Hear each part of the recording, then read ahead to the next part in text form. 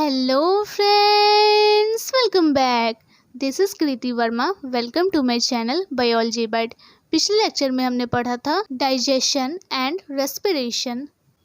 हमारी human body में बहुत सारे केमिकल रिएक्शंस होते हैं like digestion, respiration.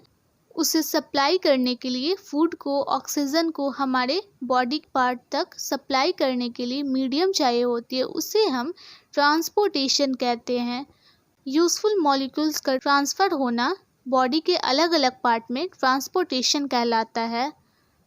Human beings like other multicellular organism need regular supply of food, oxygen etcetera. Human beings और भी मल्टीसेलुलर ऑर्गेनिज्म को उन्हें फूड और ऑक्सीजन की नीड होती है बॉडी में अलग अलग केमिकल रिएक्शंस को करने के लिए. तो इसे हम ट्रांसपोर्टेशन कहते हैं. इस प्रोसेस को हम ट्रांसपोर्टेशन कहते हैं. This function is perform by circulatory system और ट्रांसपोर्ट सिस्टम. और ये जो फंक्शन है ट्रांसपोर्टेशन का वो सर्कुलेटरी सिस्टम या फिर ट्रांसपोर्ट सिस्टम परफॉर्म करता है. इस लेक्चर में हम पढ़ेंगे transportation in human beings and transportation in plants. ऐसी कौन कौन सी चीज़ें होती है जो ह्यूमन बींग्स में ट्रांसपोर्ट होती है. Protein, carbohydrate, minerals and hormone. ये सब कुछ थिंग्स है जैसे प्रोटीन, कार्बोहाइड्रेट, मिनरल्स, हार्मोन. ये हमारे ह्यूमन बॉडी में ट्रांसपोर्ट होती है अलग अलग केमिकल रिएक्शंस को करने के लिए. हाउएवर प्लांट में वाटर एंड मिनरल्स का ट्रांसपोर्टेशन होता है. आइए आगे बढ़ते हैं. Transportation in human beings two transportation system. Human में दो ट्रांसपोर्टेशन सिस्टम होती है. पहला है ब्लड, दूसरा है लिम्फ. ब्लड के थ्रू जो भी मॉलिक्यूल्स होते हैं, प्रोटीन हुए, कार्बोहाइड्रेट, मिनरल्स, हार्मोन, वो हमारे बॉडी के अलग अलग पार्ट में ट्रांसपोर्ट होती है और लिम्फ के थ्रू भी ट्रांसपोर्ट होती है. पहला है ब्लड. ब्लड अ फ्लूइड कनेक्टिव टिश्यू. फ्लूइड इसलिए कहते हैं क्योंकि ब्लड लिक्विड फॉर्म में होता है और कनेक्टिव टिश्यू क्योंकि ब्लड कनेक्टिव टिश्यू का बना होता है, इसलिए हम इसे कनेक्टिव टिश्यू कहते हैं.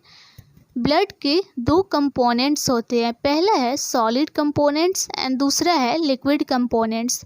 सॉलिड में हम आरबीसीज, ब्लड प्लेटलेट्स और डब्ल्यूबीसीज इंक्लूड करते हैं और लिक्विड वाले में प्लाज्मा. पहला है प्लाज्मा. पहले हम ब्लड के लिक्विड कंपोनेंट्स को पढ़ेंगे जो है प्लाज्मा.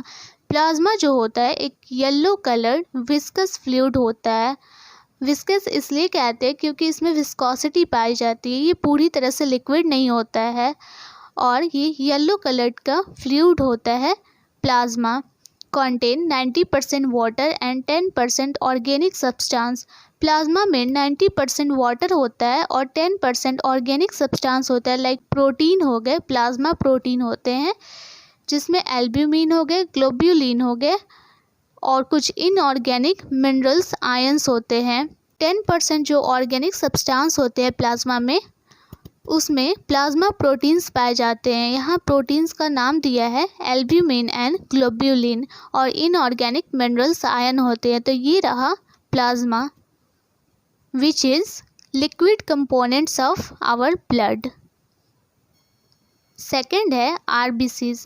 ये लिक्विड कंपोनेंट्स नहीं, सॉलिड कंपोनेंट्स ऑफ ब्लड होता है. RBCs which is very very important parts of our human body. RBCs मतलब रेड ब्लड सेल्स का जो शेप होता है वो बाई कनकेव होता है और इसमें न्यूक्लियस नहीं पाया जाता है और अदर जो भी सेल ऑर्गेनेल्स होते हैं वो भी एब्सेंट होते हैं रेड ब्लड सेल्स में. Carry respect gas O2, CO2. हमारे रेड ब्लड सेल में न्यूक्लियस नहीं पाया जाता है और अदर सेल ऑर्गेनेल्स भी एब्सेंट होते हैं, बट एक पिगमेंट पाया जाता है जिसे हम हीमोग्लोबिन कहते हैं. हीमोग्लोबिन जो होता है वो ऑक्सीजन से बाइंड कर डिफरेंट बॉडी पार्ट में ले जाता है. ऑक्सीजन का जो ट्रांसपोर्टेशन होता है या फिर CO2 का, वो हीमोग्लोबिन करता है. हीमोग्लोबिन एक रेड कलर का पिगमेंट होता है हमारे ब्लड में, आरबीसीज में, रेड ब्लड सेल. सेकेंड है ब्लड प्लेटलेट्स. सेल फ्रेगमेंट्स, ये सेल के फ्रेगमेंट्स होते हैं। ब्लड प्लेटलेट्स का काम क्या होता है, ये जो है ब्लड क्लॉटिंग ऑफ ब्लड को क्लॉट करते हैं। जब भी हमें इंजरी होती है, चोट लगती है, तो ब्लड बाहर निकलती है। तो आप देखते होंगे कुछ ही मिनट के बाद वो ब्लड जो होता है वो क्लॉट हो जाता है, मतलब जम जाता है। ब्लड प्लेटलेट्स जो होता है वो कोगुलेट करता है या फिर क्लॉटिंग प्रोवाइड करता है, वरना हमारे ज़्यादा से ज़्यादा आरबीसीज बाहर निकल जाएंगे, ब्लड का लॉस हो जाएगा। इसीलिए ये क्लॉटिंग प्रोवाइड करता है ब्लड प्लेटलेट्स। हमारा थर्ड कंपोनेंट्स है WBCs, मतलब वाइट ब्लड सेल्स। ब्लड के जो होते हैं दो कंपोनेंट्स होते हैं, लिक्विड एंड सॉलिड। लिक्विड में प्लाज्मा एंड सॉलिड में RBCs, blood platelets and WBCs। अब WBCs के भी दो कंपोनेंट्स होते हैं, पहला है ग्रेनुलोसाइट्स एंड दूसरा है ग्रेनुलोसाइट्स। ग्रेनुलोसाइट्स मतलब सेल में ग्रेन्यूल्स प्रेजेंट होते हैं और ग्रेनुलोसाइट्स मतलब सेल में ग्रेन्यूल्स एब्सेंट होते हैं। यहाँ मैंने रिप्रेजेंट किया है ग्रेनुलोसाइट्स। यहाँ देखेंगे यूसिनोफिल्स, बेसोफिल्स एंड न्यूट्रोफिल्स, ये जो होते हैं ये तीन ग्रेनुलोसाइट्स के एग्जाम्पल होते हैं। इसमें देखेंगे सेल में छोटे छोटे ग्रेन्यूल्स पाए जाते हैं, इसीलिए इसे हम ग्रेनुलोसाइट्स कहते हैं। हाउएवर मोनोसाइट्स और लिम्फोसाइट्स के सेल में ग्रेन्यूल्स नहीं पाए जाते हैं, एब्सेंट होते हैं, इसीलिए इसे ग्रेनुलोसाइट्स कहते हैं। तो ग्रेनुलोसाइट्स में पहला हो गया यूसिनोफिल्स। WBCs का 2 से 5% पार्ट होता है यूसिनोफिल्स। जब हमारे सेल में कोई भी फॉरेन पार्टिकल्स एंटर करते हैं तो यूसिनोफिल्स एलर्जिक रिएक्शन शो करता है। सेकंड है बेसोफिल्स, 1% ऑफ WBCs। WBC का 1% पार्ट होता है बेसोफिल्स। बेसोफिल्स कुछ केमिकल सिक्रीट करते हैं जो डिफरेंट केमिकल रिएक्शन में पार्टिसिपेट करता है। एंड थर्ड है न्यूट्रोफिल्स, सबसे ज़्यादा अमाउंट में न्यूट्रोफिल्स ही पाए जाते हैं, 70% ऑफ WBCs। WBCs का 70% न्यूट्रोफिल्स होता है। न्यूट्रोफिल्स का काम है फैगोसाइटोसिस, मतलब सेल ईटिंग। कोई भी बैक्टीरिया या हार्मफुल माइक्रोब्स जब हमारे सेल में एंटर करेगी तो न्यूट्रोफिल्स उसे खा जाएगा, इसे हम सेल ईटिंग कहते हैं, मतलब फैगोसाइटोसिस। सेकंड है ग्रेनुलोसाइट्स, मतलब सेल में ग्रेन्यूल्स यहाँ एब्सेंट होंगे। पहला है मोनोसाइट्स, 2 से 3% होते हैं, ये इसका भी काम है फैगोसाइटोसिस, सेल ईटिंग। सेकंड है लिम्फोसाइट्स, 30 से 32% होते हैं लिम्फोसाइट, और ये एंटीबॉडीज़ बनाता है। हमें कोई भी डिजीज़ होती है तो उसकी एंटीबॉडीज़ हमारे बॉडी में लिम्फोसाइट बनाता है, ताकि इन फ्यूचर वो बीमारी हमें फिर से हो तो एंटीबॉडीज़ वो बीमारी को पहचान जाता है और उसे डिस्ट्रॉय कर देता है। तो ये रहा ग्रेनुलोसाइट्स एंड ग्रेनुलोसाइट्स। जैसा कि यहाँ मैंने बताया सेल में यहाँ ग्रेन्यूल्स प्रेजेंट है तो इसे ग्रेनुलोसाइट्स कहेंगे। उसमें है यूसिनोफिल, बेसोफिल एंड न्यूट्रोफिल, और ग्रेनुलोसाइट्स में ग्रेन्यूल्स एब्सेंट है, वे हैं मोनोसाइट्स एंड लिम्फोसाइट्स। हमारा अगला टॉपिक है द पंपिंग ऑर्गन हार्ट। अभी हम ब्लड के बारे में पढ़ रहे थे, पर ब्लड को बॉडी के डिफरेंट पार्ट में पहुंचाने के लिए कोई ऑर्गन तो चाहिए ही चाहिए हमें, तो वो होता है heart. The pumping organ blood को पंप करता है हमारे पूरे बॉडी में, उसे हम हार्ट कहते हैं। तो आइए हार्ट के बारे में पढ़ते हैं। यहाँ मैंने हार्ट के डायग्राम को रिप्रेजेंट किया, इसमें बहुत सारे पार्ट मेंशन है, आपको सारे पार्ट्स नहीं पढ़ने हैं, ओनली आपके सिलेबस के अकॉर्डिंग पढ़ना है आपको। यहाँ पे आप देखेंगे पहला है राइट एट्रियम। इस वाले पार्ट को पहले ह्यूमन हार्ट में 4 चैम्बर होते हैं, यहाँ फर्स्ट हो गया, second, third and fourth. Human heart में 4 चैम्बर होते हैं। पहले वाले चैम्बर को राइट एट्रियम कहते हैं, राइट ऑरिकल्स भी कह सकते हैं। उसके नीचे राइट वेंट्रिकल्स होते हैं, यहाँ आप देखेंगे यहाँ मेंशन है right ventricles, right atrium and ये हो गया राइट एट्रियम, ये हो गया राइट वेंट्रिकल्स। यहाँ पे हो गया लेफ्ट एट्रियम और लेफ्ट वेंट्रिकल्स हो गया। यहाँ पे राइट एट्रियम और राइट वेंट्रिकल्स के बीच यहाँ पे कुछ वाल्व प्रेजेंट होते हैं, सेप्टम प्रेजेंट होते हैं, क्योंकि अगर राइट एट्रियम से ब्लड राइट वेंट्रिकल्स में जाएगा तो फिर से ब्लड का बैक फ्लो ना हो, एट्रियम में ब्लड का फिर से बैक फ्लो ना हो, उसको प्रिवेंट करने के लिए कुछ सेप्टम प्रेजेंट होते हैं यहाँ पे।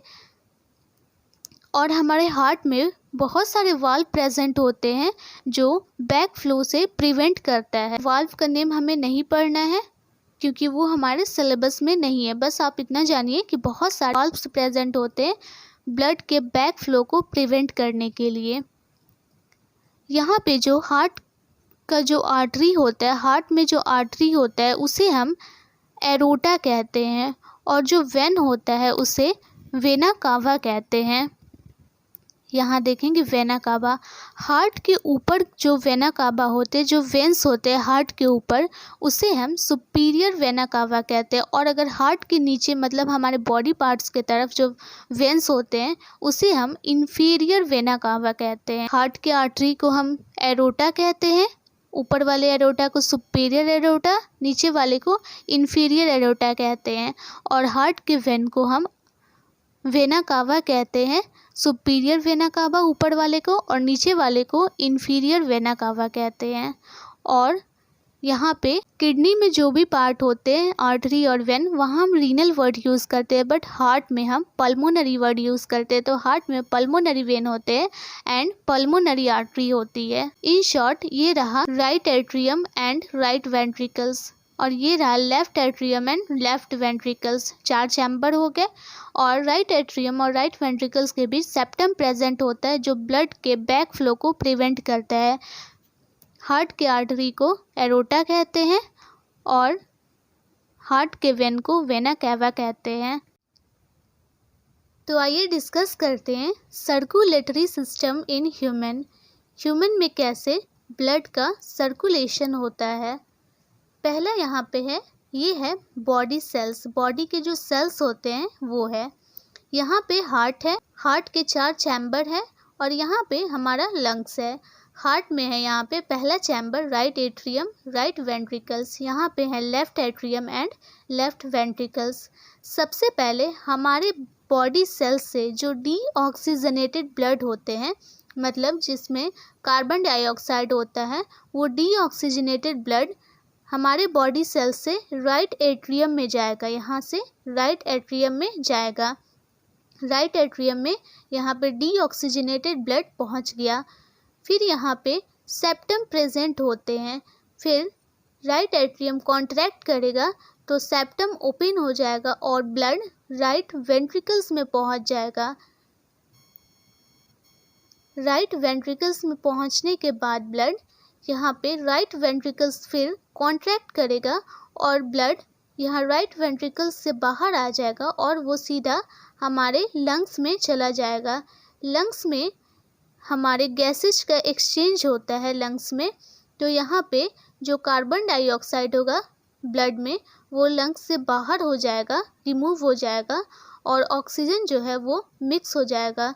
हार्ट से लंग्स तक जो ब्लड जाता है उसे पल्मोनरी आर्टरी कैरी करता है। हार्ट में जो भी आर्टरी होते हैं उसे पल्मोनरी आर्टरी कहते हैं, और जो वेंस होते हैं उसे पल्मोनरी वेंस कहते हैं।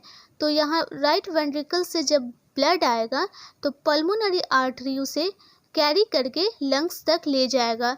वैसे आपने पढ़ा होगा कि एट्रियम में ऑक्सीजनेटेड ब्लड कैरी होते हैं और वेंस में डीऑक्सीजनेटेड ब्लड कैरी होते हैं हमारे बॉडी में, बट हार्ट में देखा जाए तो यहाँ अपोजिट होता है। यहाँ पे अपोजिट फ्लो होता है क्योंकि यहाँ पे पल्मोनरी आर्टरी में डीऑक्सीजनेटेड ब्लड कैरी होते हैं और पल्मोनरी वेन में ऑक्सीजनेटेड ब्लड कैरी होते हैं। इसीलिए आप यहाँ याद रखेंगे कि हार्ट में अपोजिट होता है। आर्टरी में डीऑक्सीजनेटेड ब्लड और वेंस में ऑक्सीजनेटेड ब्लड होते हैं। यहाँ पे दो बार सर्कुलेशन हो रहा है। सिस्टमैटिक सर्कुलेशन, पहला सिस्टमैटिक सर्कुलेशन है, बॉडी सेल से राइट वेंट्रिकल्स तक जाना ब्लड सिस्टमैटिक सर्कुलेशन कहलाता है। उसके बाद फिर राइट वेंट्रिकल से ब्लड निकल के लंग्स तक जा रहा है, इसे हम पल्मोनरी सर्कुलेशन कहते हैं। हमारे ह्यूमन हार्ट में 2 सर्कुलेशंस होते हैं, इसीलिए इसे हम डबल सर्कुलेशन कहते हैं। इन शॉर्ट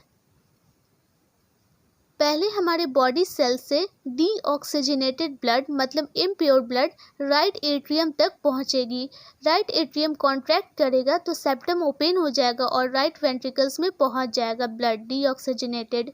फिर राइट वेंट्रिकल्स भी कॉन्ट्रैक्ट करेगा और ब्लड यहाँ से निकल के पल्मोनरी आर्टरी के थ्रू लंग्स तक पहुँच जाएगा। लंग्स में गैसियस एक्सचेंज होते हैं तो यहाँ पे कार्बन डाइऑक्साइड बाहर निकल जाएगा और ऑक्सीजन आके हीमोग्लोबिन के साथ बाइंड कर जाएगा और तो यहाँ पे प्योर ब्लड हो गया मतलब ऑक्सीजनेटेड ब्लड। वो पल्मोनरी वेन के थ्रू राइट एट्रियम में आ जाएगा, फिर यहाँ से राइट वेंट्रिकल्स में और राइट वेंट्रिकल्स से वो सीधा बॉडी सेल्स में फिर से आ जाएगा। पहला सिस्टमैटिक सर्कुलेशन है, दूसरा पल्मोनरी सर्कुलेशन, इसलिए इसे हम डबल सर्कुलेशन कहते हैं। हमारे ह्यूमन हार्ट में डबल सर्कुलेशन होता है बट फिशेज़ में 2 ही चैम्बर पाए जाते हैं हार्ट के। ह्यूमन में तो 4 पाए जाते हैं और क्रोकोडाइल्स में भी 4 चैम्बर पाए जाते हैं बट फिशेज़ में 2 चैम्बर ऑफ हार्ट पाए जाते हैं, इसीलिए इनमें सिंगल सर्कुलेशन होता है। फिशेज़ में डबल सर्कुलेशन नहीं होता है। एम्फीबियन और रेप्टाइल्स में 3 चैम्बर हार्ट्स होते हैं और अदर वर्टेब्रेट्स में 4 चैम्बर हार्ट्स होते हैं इंक्लूडिंग ह्यूमन। और एक्सेप्शन है क्रोकोडाइल रेप्टाइल्स होते हैं बट उनमें 4 चैम्बर हार्ट पाए जाते हैं। तो ये रहा सर्कुलेटरी सिस्टम इन ह्यूमन। तो अभी हमने पढ़ा द पंपिंग ऑर्गन हार्ट कैसे डिफरेंट बॉडी पार्ट में ब्लड को पंप करके पहुंचाता है। अगला टॉपिक है, हमारे एनसीईआरटी में एक टॉपिक दिया हुआ है maintenance by platelets.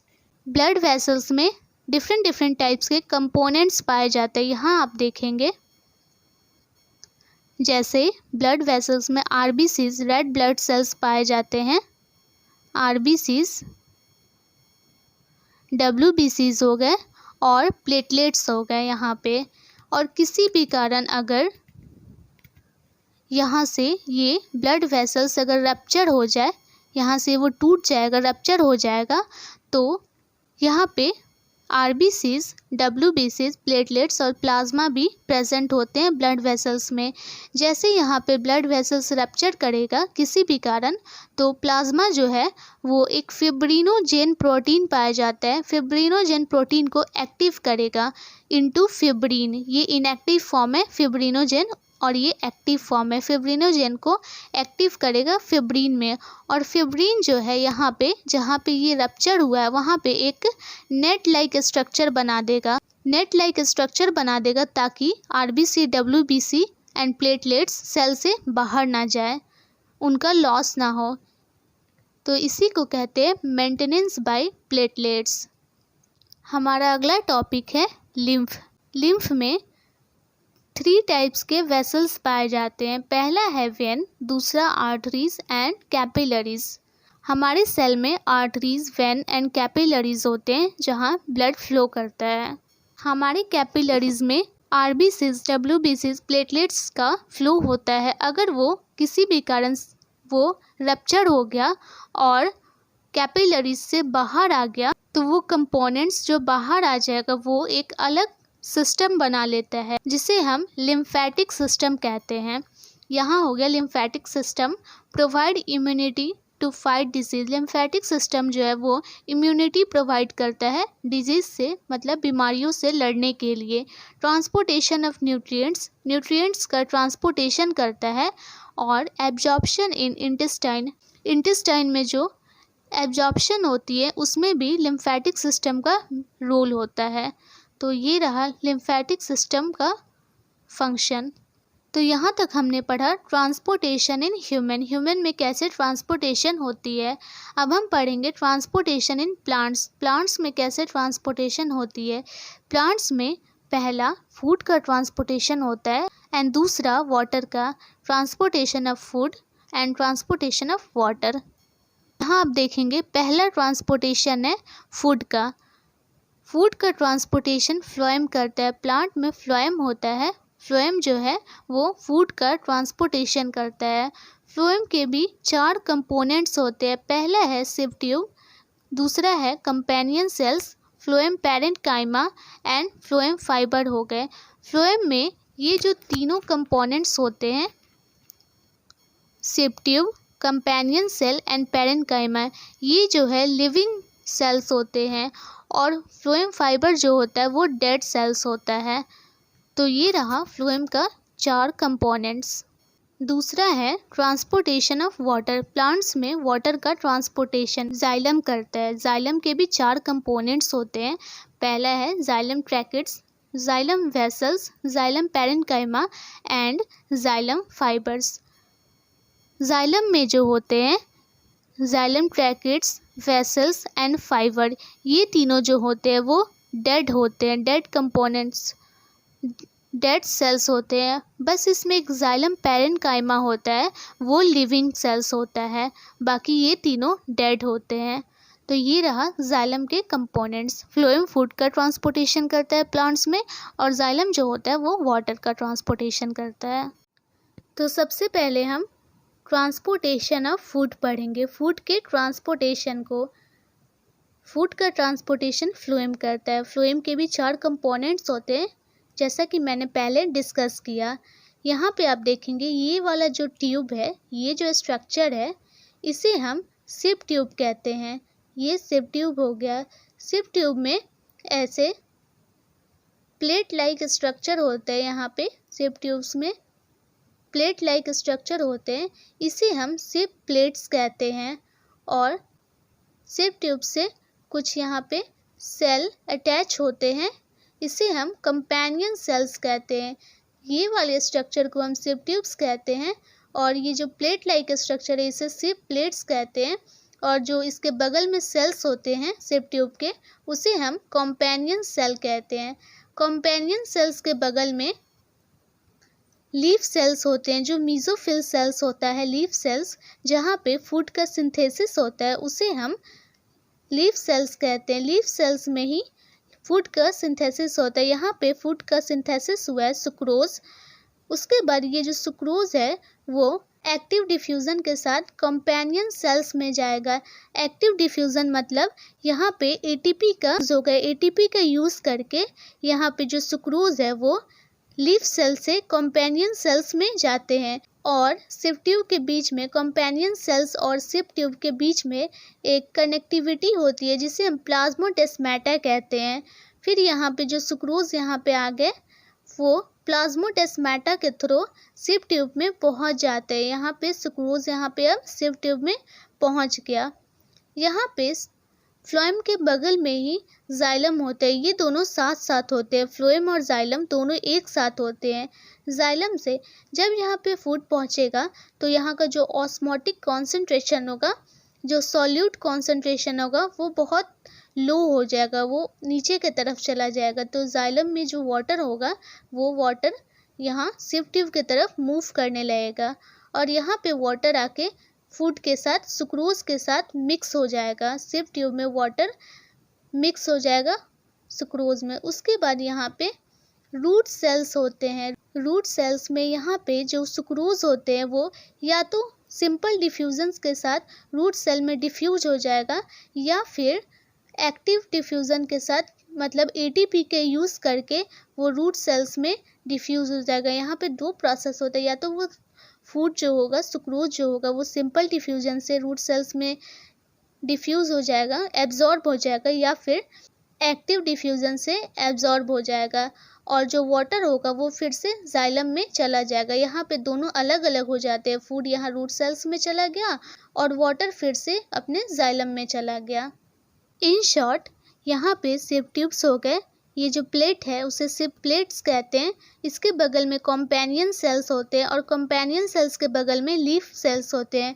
Leaf cell में ही फूड का सिंथेसिस होता है। सुक्रोज जो है एक्टिव डिफ्यूज़न के साथ कंपेनियन सेल्स में चला जाएगा, मतलब एटीपी का यूज़ करके।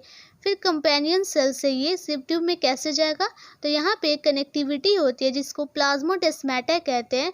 प्लाज्मोडेस्माटा के थ्रू कंपेनियन सेल से वो सिप ट्यूब में चला जाएगा सुक्रोज।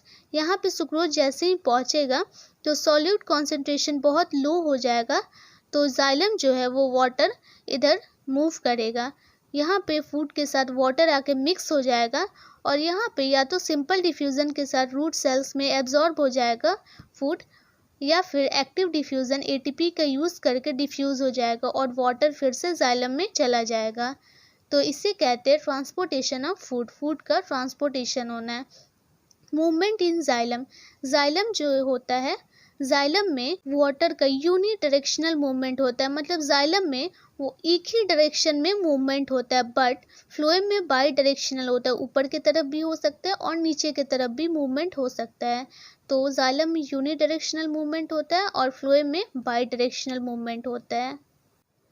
तो अभी हमने डिस्कस किया ट्रांसपोर्टेशन ऑफ फूड, अब हम पढ़ेंगे ट्रांसपोर्टेशन ऑफ वाटर जो कि जाइलम करता है। यहाँ पे आप देखेंगे ये एक प्लांट हो गया, प्लांट के लीफ में वाटर का लॉस होता है इन दी फॉर्म ऑफ वेपर। यहाँ पे प्लांट का लीफ है, इसमें वाटर का लॉस होगा इन दी फॉर्म ऑफ वेपर, उसे हम ट्रांसपिरेशन कहते हैं। जब यहाँ पे वाटर का लॉस होगा तो लीफ में वाटर की कमी हो जाएगी, तो वो रूट से वाटर को एब्जॉर्ब करेगा, रूट से वाटर को खींचेगा अपनी तरफ। इसे हम ट्रांसपिरेशन पुल कहते हैं। इस जो खिंचाव होता है उसे हम ट्रांसपिरेशन पुल कहते हैं। यहाँ आप देखेंगे ये जो हो गया एक प्लांट हो गया, प्लांट का जो लीफ है इस लीफ में ही वाटर का ट्रांसपिरेशन होगा। यहाँ पे बहुत सारे वाटर मॉलिक्यूल्स है, यहाँ पे ट्रांसपिरेशन होगा, वाटर का लॉस होगा इन दी फॉर्म ऑफ वेपर। उसके बाद यहाँ लीफ में वाटर की कमी हो जाएगी, तो वो प्लांट का जो रूट होता है, रूट में यहाँ पे बहुत सारे वाटर मॉलिक्यूल्स प्रेजेंट है। ये जो लीफ होता है यहाँ से वाटर को अपनी तरफ खींचेगा। इस खिंचाव के कारण एक पुल जनरेट होता है जिसे हम ट्रांसपिरेशन पुल कहते हैं। इसे ट्रांसपिरेशन पुल कहते हैं। तो ये रहा ट्रांसपोर्टेशन ऑफ वाटर जो जाइलम में होता है। तो आज हमने डिस्कस किया transportation in human and transportation in plants. पहले ह्यूमन में ट्रांसपोर्टेशन को पढ़ा, फिर प्लांट्स में ट्रांसपोर्टेशन को पढ़ा, transportation of food and transportation of water in plants. अगर आपको अभी भी कोई डाउट है तो आप मुझे कमेंट सेक्शन में लिख के भेजें। And if you have not subscribed my channel then please subscribe and share with your friends. Thank you.